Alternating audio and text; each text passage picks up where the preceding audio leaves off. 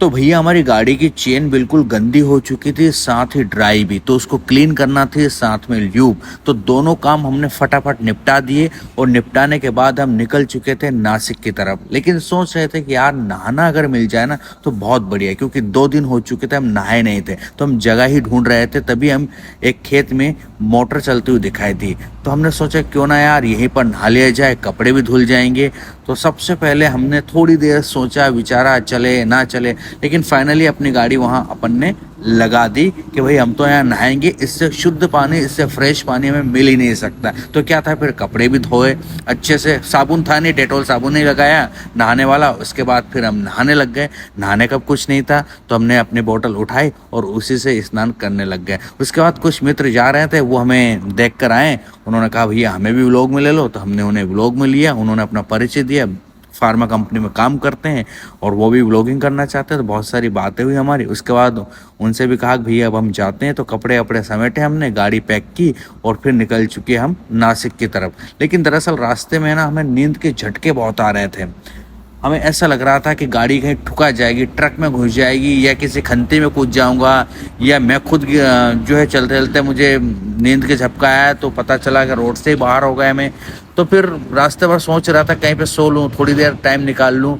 तो फिर क्या था, एक जगह अच्छा पेड़ दिखाई दिया और बैठने की जगह दिखाई दी, तो हमने फाइनली वहाँ गाड़ी लगाई और आधे घंटे तक नींद भी निकाली। उसके बाद आधे पौन घंटे तक रील एडिट की, अपलोडिंग की, और उसके बाद वहाँ से भी चल दिए हम दरअसल नासिक की तरफ। लेकिन आज सबसे बड़ा हमारा चैलेंज था कि हम रात बिताए कहाँ, आज रात स्टे कहाँ करेंगे। तो हमें रास्ते भर में यही प्लान चलता रहा कि कहाँ रात बिताए, कहाँ रात बिताए। लेकिन पेट्रोल पंप ही हमारा एक ऑप्शन था। फिर हम आगे चले तो एक बहुत बड़ा, पहले खाना खाया हमने, उसके बाद एक बहुत बड़ा हमें आश्रम दिखाई दिया। हमने सोचा यहाँ रुक जाएं, लेकिन वहाँ रुकने के पहले हमें ऐसी जगह ही नहीं मिली कि उस साइड में जाया जाए, क्योंकि आश्रम थोड़ा दूसरे साइड में था। तो हमें वहाँ जाने की जगह नहीं मिली, तो हम आगे निकल गए। फिर फाइनली 2-3 पेट्रोल पंप हमने देखे, लेकिन वहाँ रश ज़्यादा था तो हमने वहाँ पूछा नहीं। फिर एक भारत पेट्रोलियम दिखा, वहाँ भी रश था, जगह भी कम थी। लेकिन हम जैसे तैसे चले गए पूछने कि भैया क्या सो सकते हैं। तो भैया ने कहा मैनेजर से पूछ लो। मैनेजर से पूछा तो कहा हाँ ठीक है भाई आप सो सकते हो, लेकिन जगह कम है। वहाँ इतनी धूल थी, इतनी धूल थी कि मैंने झाड़ू पोंछा बहुत देर तक किया, उसके बावजूद भी वहाँ की धूल नहीं हटी। मैंने सोचा भाई सोना ही है ना, रात के 9 बज रहे हैं, चुपचाप जैसे धूल वूल जैसा भी है सो जाऊं। तो कुछ नहीं, फिर भाई अपने टेंट वेंट अपन पिच किया, वो भी लेडीज वॉशरूम और पास में था। रात भर उस पेट्रोल पंप पर इतनी गाड़ियां आई, इतनी लेडीज है वॉशरूम के लिए आई कि रात भर उनकी आवाज़ें सुनाई दी।